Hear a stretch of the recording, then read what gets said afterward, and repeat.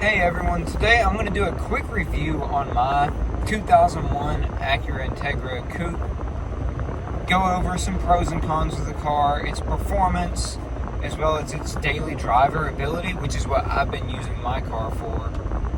And at the end, I'll go over whether or not I think you should buy an Integra. First off, this particular car, it is a 2001 DC4 automatic. So it is a non-VTEC automatic coupe, probably your most common Integra you will see, as well as your cheapest Integra that isn't a sedan. So on the performance of this car, I'll start off saying it is not a fast car at all. It is pretty slow, especially off the line.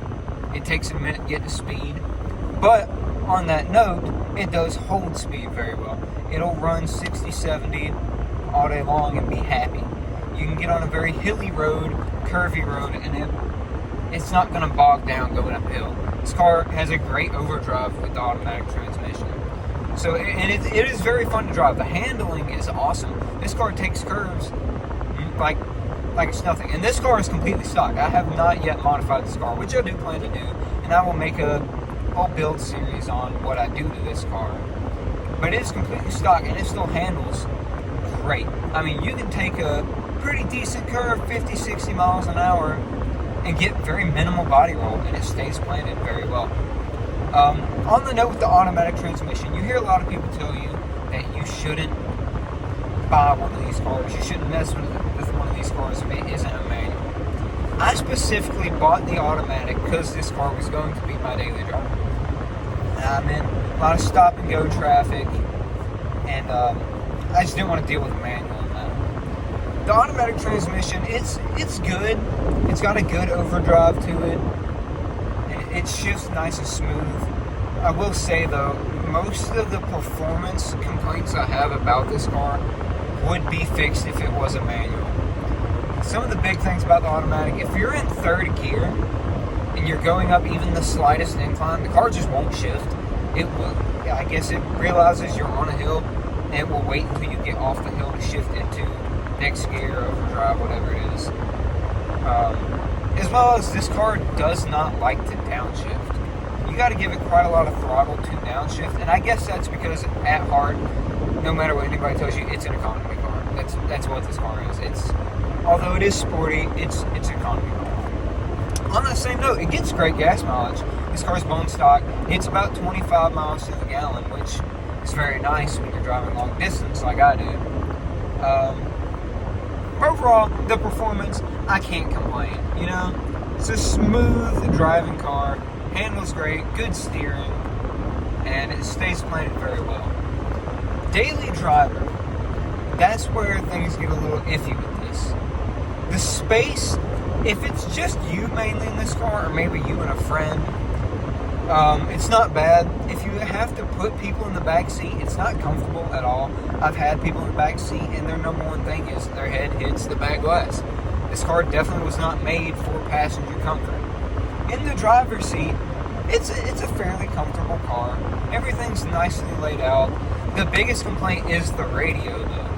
The radio, it's kind of far from you, and if you put anything in the cup holder is right underneath the radio. If you put anything in the cup holder, it just blocks the radio. That's why when I put an aftermarket stereo in this car, I didn't go with a double-din GPS radio like I would have liked, because anything would just block it. And right now, with the radio I have, the volume knob and everything is in the same position as the factory one. If I put a cup or a bottle, anything in there, it's just hitting buttons whenever you place it in there. So it's not great in that sense. The radio is definitely the biggest thing in this car. The sunroof, it's nice to have, but me, I am a short guy. I'm 5'6". I'm almost, the top of my head is at the front of the sunroof. I can't really look up and see out of it.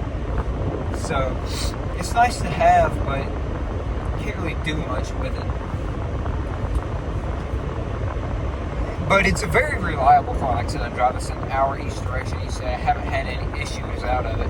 Great gas mileage. This car, I'd say as a daily driver, especially if you're a young person and you're wanting to get into cars, this car is very easy to work on. and it's cheap to work on. I did my whole sound system in like a couple hours, and I pulled like every panel out of the car. It's easy to work on. I just learned to do valve adjustment on this car. Very easy again.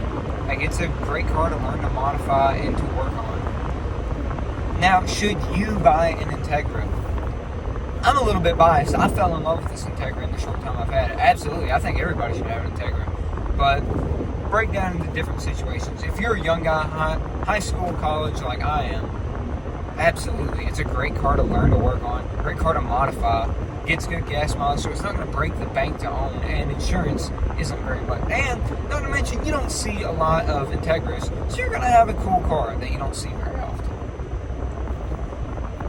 If you're, let's say, middle-aged guy, whatever, or if you have a family, I probably wouldn't recommend an Integra. Like I said, it's a very small car, much smaller than I even expected it to be.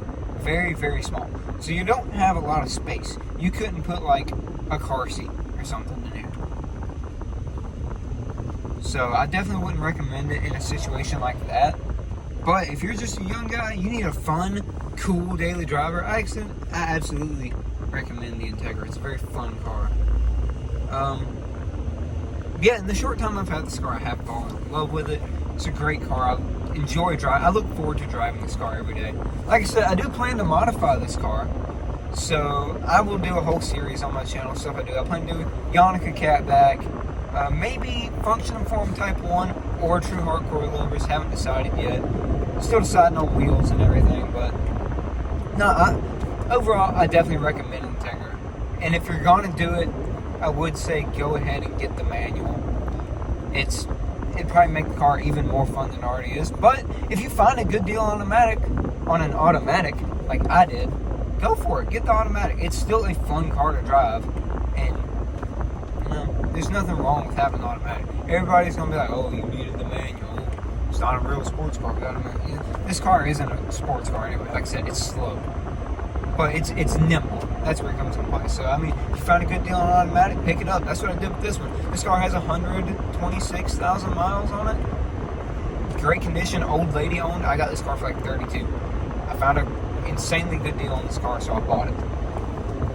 But no, to summarize everything, I've enjoyed the car. I recommend buying Integra. And it's very fun to drive. So yeah, that's my review over the short time I've had it.